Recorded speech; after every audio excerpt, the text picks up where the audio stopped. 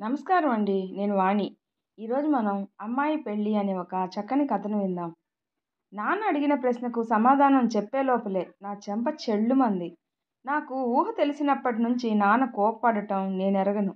చిన్నప్పుడు అమ్మ కొట్టినా నాన్న అక్కున చేర్చుకొని బుజ్జగిస్తూ అమ్మను మందలించిన సందర్భాలు ఎన్నో. అలాంటిది నాన్న ఈరోజు చెంపదెబ్బ కొట్టినందుకు వరదలా కన్నీళ్లు పొంగుకొచ్చాయి. వంటింట్లో ఉన్న అమ్మ కంగారు పడుతూ ఏమైందండి అంటూ హాల్లోకొచ్చింది. మనం చుట్టుపక్కల తలెత్తుకోకుండా చేసింది నీ కూతురు. ఎవరో కిరణ్ అంట. వాడితో హోటళ్ళు వెంట పార్కుల వెంట తిరుగుతుందంట. ఎంత అప్రతిష్ట. మరో నెలలో పెళ్లి పెట్టుకొని దీనికి ఇదేం పోయే కాలం? నాన్న కోపంతో మండిపడుతూ అన్నాడు. ఎదిగిన పిల్లను పట్టుకుని కొట్టడానికి మీకు చేతులెలా వచ్చాయండి? అది ఇంజనీరింగ్ చదివిన పిల్ల. పెద్ద కంపెనీలో ఉద్యోగం చేస్తుంది. మంచేదో చెడేదో దానికి బాగా తెలుసు. మనమ్మాయి అలాంటి పని చేసింది అంటేనే నేను నమ్మను అంది అమ్మ. నా మీద అమ్మకున్న నమ్మకం నాన్నకు లేనందుకు నాకు చాలా బాధేసింది. ఓ ఆడదానికే మరో ఆడదాని మనసు అర్థమవుతుంది. అపార్థం చేసుకోకుండా ఉండటంలో అమ్మని మించిన వాళ్ళు ఎవరుంటారు? నిన్నటి వరకు నా కూతురు బంగారం, అది మన కూతురు కావడం మన అదృష్టం అంటూ ఎంతో మురిసిపోయిన నాన్న ఈరోజు ఎవరో చెప్పిన చెప్పుడు మాటలు విని నన్ను పరాయిదాన్ని చేస్తూ అమ్మతో నీ కూతురు అనడం ఎంత దారుణం. నీకు తెలీదు, నువ్వు నోరు మూసుకో. నిశ్చితార్థమై ఈ రోజుకి సరిగ్గా 40 రోజులు. ఆ 3 ముళ్ళు పడేదాకా జాగ్రత్తగా ఉండాలన్న జ్ఞానం లేదా దీనికి? ఇది పరాయి మగాడితో తిరుగుతుంటే చూస్తూ ఊరుకుంటాడనుకున్నావా దీనికి కాబోయే మొగుడు? మన అమ్మాయి అంటే గిట్టని వాళ్ళెవరో మీకు లేనిపోనివి కల్పించి చెప్పి ఉంటారండి. కిరణ్ అంటే దాని ఆఫీసులో పనిచేసే కుర్రాడే. అతని గురించి మన అమ్మాయి నాతో చెప్పిందిలేండి. చాలా బుద్ధిమంతుడంట. పక్కన ఎవరున్నారో కూడా పట్టించుకోకుండా తలొంచుకొని తన పనేదో తాను చేసుకుంటాడంట. అతని గురించి, మన అమ్మాయి గురించి చెడుగా ఎవ్వరు మాట్లాడినా నేను నమ్మను. కళ్ళారా చూసిన వాళ్ళు చెప్పినా నువ్వు నమ్మవా? ఎవరా కళ్ళారా చూశానని చెప్పిన వాళ్ళు? ఎదురుగా రమ్మనండి. వాళ్ళ కళ్ళు పీకి చేతిలో పెడతాను. ఎవరో అయితే నాకింత బాధ ఎందుకుంటుంది? మన కాబోయే అల్లుడే చూశాడట. గంట క్రితమే ఫోన్ చేసి చెప్పాడు. మన అమ్మాయిని పెళ్లి చేసుకోవడం ఇష్టం లేదట. చెడిపోయిన పిల్లని పెళ్లి చేసుకునేంత కర్మ తనకేమీ పట్టలేదంటూ కోపంగా నా మొహం మీదే ఫోన్ పెట్టేశాడు. నాన్న తల పట్టుకొని కుర్చీలో కూలబడిపోయాడు. అయ్యో దేవుడా! కాబోయే అల్లుడు అంత మాట అన్నాడా? ఇప్పుడు ఎలాగండి? మన బంధువులందరినీ పిలిచి ఘనంగా నిశ్చితార్థం చేశాంగా. పెళ్లి తప్పిపోతే అందరికీ ఏమని సమాధానం చెప్తాం? అదేగా ఇందాకటి నుంచి నా గుండెల్ని మెలిపెడుతున్న ప్రశ్న. నిశ్చితార్థం దాకా వచ్చిన పెళ్ళి ఆగిపోయింది అంటే దీనికి పెళ్ళవుతుందా? అక్రమ సంబంధం కారణంతో పెళ్ళి తప్పిపోయింది అని తెలిస్తే మన పిల్లని ఎవరు పెళ్లి చేసుకుంటారు? నాన్న తల పట్టుకొని కుర్చీలో కూలబడిపోయాడు. నాకు తల తిరిగిపోతుంది. ఏం జరుగుతుంది? నేను వినయ్తో అన్నదేమిటి? ఆ నీచుడు నాన్నతో చెప్పిందేమిటి? వాడు చేసిన తప్పుల్ని కప్పిపుచ్చుకోవడానికి ఎంత కథను అల్లి చెప్పాడో. తనని పెళ్లి చేసుకోవడం ఇష్టం లేదని నేను కదా చెప్పాను. నిశ్చితార్థం జరిగాక తనని పెళ్లి చేసుకోవడం ఇష్టం లేదని అమ్మాయే చెప్పిందని 10 మందికి తెలిస్తే తనకు అవమానం అని వినయ్ నా మీద నింద మోపాడు. తనే నన్ను వద్దనుకుంటున్నట్లు నాన్నతో చెప్పాడా? ఎంతటి దుర్మార్గం! వినయ్ నీ నిన్ను పెళ్లి చేసుకోనని చెప్పినందుకు ఇంటికి రాగానే నాన్న చిందులు తొక్కతాడు అని ఊహించాను గాని ఆ వినయ్ గాడు నా శీలానికి మసిపూసి నన్ను తిరుగుబోతుంచేసి మా అమ్మానాన్నల ముందు దోషిలా నిలబెడతాడని అస్సలు ఊహించలేదు. కాబోయే అల్లుడి కాళ్ళు పట్టుకునైనా బతిమాలుదామండి అనుకున్నట్టు పెళ్ళి ఆగిపోతే ఎంత అవమానం. అమ్మ ఏడుస్తూ ఉంది. లాభం లేదు. నేను చాలాసేపు బతిమాలాను. మీ అమ్మాయిని చేసుకునే ప్రసక్తే లేదు అని, ఈ నిర్ణయంలో ఎటువంటి మార్పు ఉండదని గట్టిగా చెప్పేశాడు. అయినా రేపోసారి వాళ్ళ ఇంటికెళ్ళి అబ్బాయితో వియ్యంకుడితో మాట్లాడతాను అన్నాడు నాన్న. అవసరం లేదు. అతను ఒప్పుకున్నా నేను ఒప్పుకోను అన్నాను. అతను కాదంటే నీకు పెళ్ళే కాదే అంది అమ్మ. పర్లేదు, పెళ్ళి కాకపోతే ఒంటరిగా ఉండిపోతాను. అంతే తప్ప అటువంటి దగుల్బాజీ వెధవని మాత్రం పెళ్లి చేసుకోను. నువ్వు తప్పటడుగు వేసి అతన్నెందుకు తప్పుపడతావు? బంగారం లాంటి కుర్రాడు, ఇరిగేషన్ డిపార్ట్మెంట్లో అసిస్టెంట్ ఇంజనీరు, ఏదో రోజు ఎగ్జిక్యూటివ్ ఇంజనీర్ స్థాయికి ఎదుగుతాడు. పెద్దలంటే ఎంత గౌరవం, దైవభక్తి కలవాడు. అంత మంచి కుర్రాళ్ళు ఈ రోజుల్లో ఎంతమంది ఉన్నారు అన్నాడు నాన్న.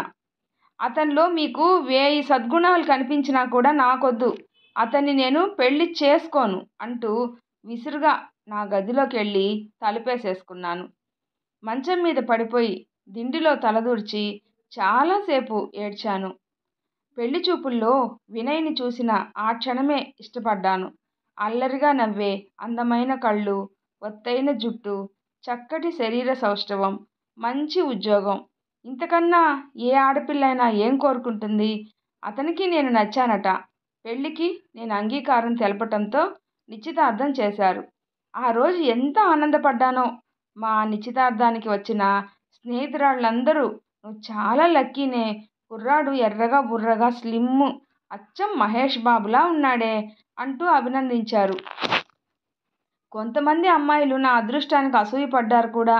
కానీ అతడు ఎంత మేడిపండు లాంటివాడో ఈ 40 రోజుల్లో తెలిసొచ్చింది. ఎలాగో మరికొన్ని రోజుల్లో పెళ్లి చేసుకోబోతున్నాను అన్న ధైర్యంతో అతను సినిమాలకు, షికార్లకు పిలిచినప్పుడల్లా రెక్కలు తొడుక్కొని వెళ్ళాను. నిశ్చితార్థానికి పెళ్లికి మధ్య 2 నెలలకు పైగా సమయం ఉండటం నా అదృష్టం. లేకపోతే వాడు మేక వన్నె పులి అన్న విషయం పెళ్లికి ముందే తెలిసేదే కాదు. మొదట్లో సభ్యతగానే ప్రవర్తించాడు. రాను రాను అతని నిజస్వరూపం బయటపడసాగింది. ఓసారి అతను ఫోన్ చేసినప్పుడు నా ఫోన్ ఎంగేజ్ వచ్చిందంట.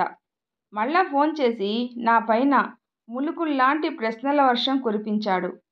ఎవరితో మాట్లాడుతున్నావు అన్నాడు. మా అమ్మతో అన్నాను. నమ్మమంటావా? గొంతులో చల్లటి మంచుతో చేసిన కత్తులేవో దాచుకున్నట్లు. అంటే ఏమిటి మీ ఉద్దేశం అన్నాను విసుగ్గా. బాయ్ ఫ్రెండ్ ఏమో అనుకున్నా. తప్పులేదులే, మీ సాఫ్ట్వేర్ ఉద్యోగులకి ఇది సహజమేగా. నాకెవరూ బాయ్ ఫ్రెండ్స్ లేరు అన్నాను కోపంగా.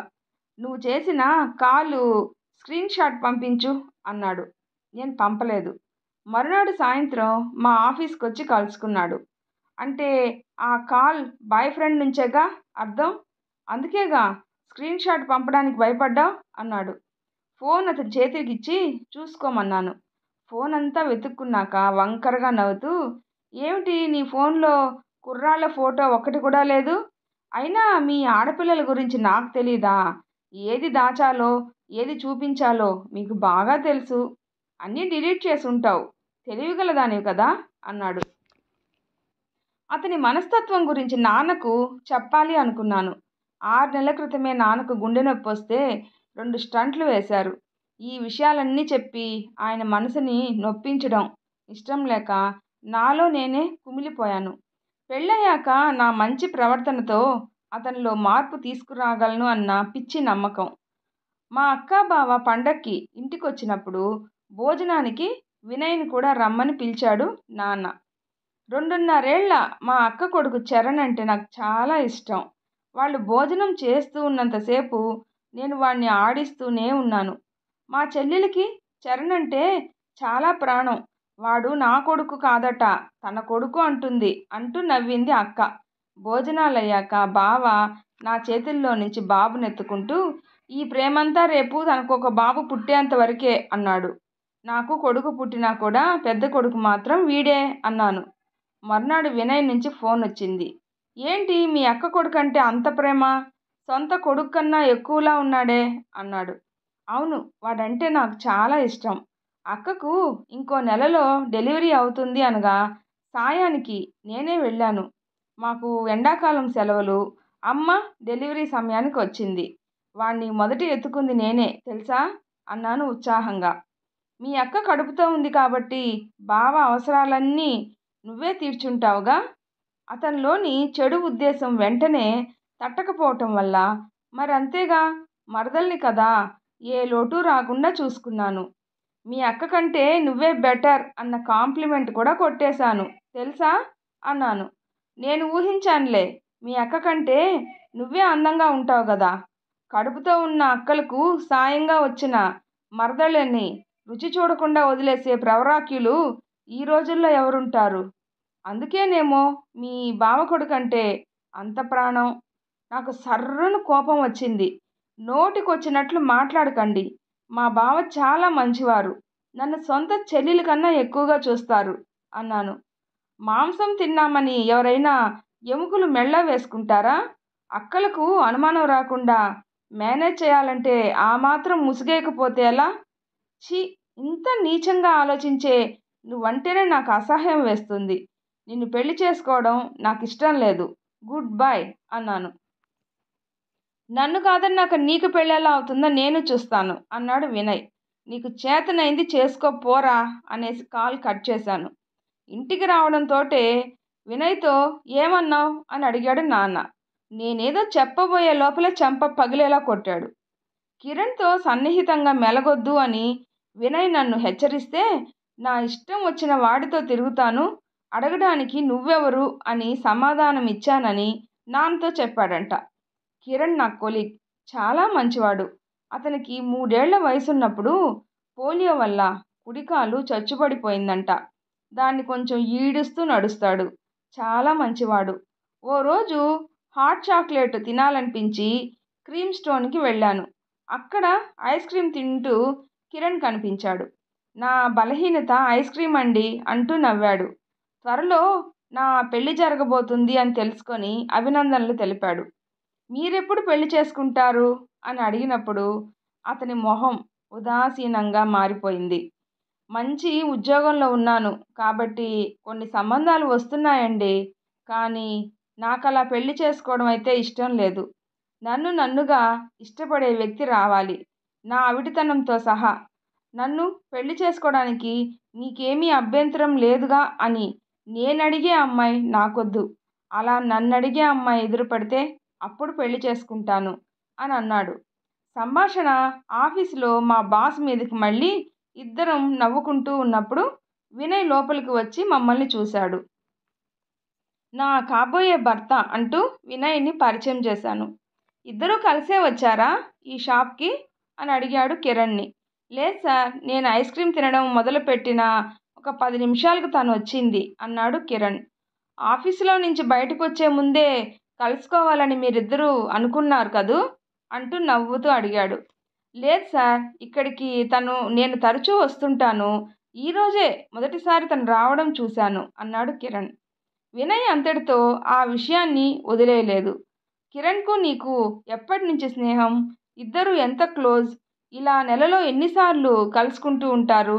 ఆఫీస్లో పక్కపక్కనే కూర్చుంటారా? ఇలానే పక్కపక్కలు ఇకలు పంచుకుంటారా లాంటి సవాలచ్చ ప్రశ్నలు అన్నిటికీ ఓపిగ్గా సమాధానాలు చెప్పాను. పైకి నమ్మినట్టు కనిపించిన మనసులో అనుమానాన్ని భద్రంగా దాచుకొని ఇప్పుడు అవకాశం రాగానే నాన్న చెవిలో ఆ విషమంతా కక్కాడు అని అర్థమైంది. పెళ్ళయ్యాక ఉద్యోగం మానేయాలి అనే కండిషన్ పెట్టాడు వినయ్. ఎందుకు మానేయాలి అని అడిగితే, నువ్వు కష్టపడ్డం నాకు ఇష్టం లేదు. నేను సంపాదిస్తున్నాను కదా, నువ్వెందుకు నీ కోమలమైన శరీరాన్ని శ్రమ పెట్టాలి? సాఫ్ట్వేర్ ఉద్యోగాలంటే బోల్డు మానసిక ఒత్తిడికి లోను కావాలి. హాయిగా ఇంటి పట్టున ఉండు అన్నాడు. ఆడవాళ్లకు ఉద్యోగం వల్ల వచ్చే డబ్బుల కన్నా అది ఇచ్చే ఆత్మస్థైర్యమే ముఖ్యము అన్న విషయం ఈ మగవాళ్ళకి ఎప్పుడు అర్థమవుతుందో. నిశ్చితార్థం జరిగినప్పటి నుంచి ఇంట్లో వాళ్ళు కూడా వినయ్కి వంత పాడటం మొదలుపెట్టారు. ఇంకా నయం, వాడి మాటలు నమ్మి ఉద్యోగాన్ని నేను వదులుకోలేదు. వాడు ఉద్యోగం మానేయమనింది నేను శ్రమ పడకూడదని కాదు, వాడికి ఉన్న అనుమానం అనే జాడ్యంతో. పరపురుషుడి కంటపడకుండా నన్ను 4 గోడల మధ్య బంధించాలి అనుకున్నాడు. నేను సాఫ్ట్వేర్ కంపెనీలో చేరి 2 ఏళ్ళు. కిరణ్ నాకన్నా 3 ఏళ్ళు సీనియర్. మాకు టీం లీడర్. అందరితో ఎంత మర్యాదగా మాట్లాడతాడో, ఆడపిల్లలతో అయితే మరీను. నాకెప్పుడూ అతనంటే గౌరవమే తప్ప మరో ఆలోచనే రాలేదు. వినయ్ మా ఇద్దరికి సంబంధం అంటగట్టాక ఇప్పుడు నా ఆలోచనలు అటువైపుగా సాగుతున్నాయి. కిరణ్కి ఏం తక్కువని? స్ఫురద్రూపి, మర్యాదస్తుడు, మంచివాడు. అతని అవిటితనం బాహ్య రూపానికి సంబంధించింది. కళ్ళకు కనిపించే అవిటితనంతో సమాధానపడొచ్చు. పైకి కనిపించని అనేక అవలక్షణాలతో ఉండే వినయ్ లాంటి వాళ్ళని భరించడమే కష్టం. కష్టమే కాదు, నరకం కూడా. మరునాడు ఆఫీస్ ముగిశాక ఐస్ క్రీమ్ తినాలని ఉంది. కంపెనీ ఇస్తారా ప్లీజ్ అని అడిగాను కిరణ్ని. ఐస్ క్రీమ్ తినిపిస్తానంటే మీరెక్కడికి రమ్మంటే అక్కడికి వస్తాను అన్నాడు నవ్వుతూ. ఐస్ క్రీమ్ తింటున్నప్పుడు నన్ను పెళ్లి చేసుకోవడానికి మీకేమైనా అభ్యంతరమా అని అడిగాను. ఐస్ క్రీమ్ ఇంత మధురంగా ఎప్పుడూ లేదు తెలుసా అంటూ తన వైపు ప్రేమగా చూస్తూ హాయిగా నవ్వాడు కిరణ్. ఈ స్టోరీ మీకు నచ్చినట్లయితే ప్లీజ్ లైక్ చేసి షేర్ చేయండి, సబ్స్క్రైబ్ చేసుకోండి. స్టోరీ ఎలా ఉందో తప్పకుండా కామెంట్ చేయండి. Thanks for listening.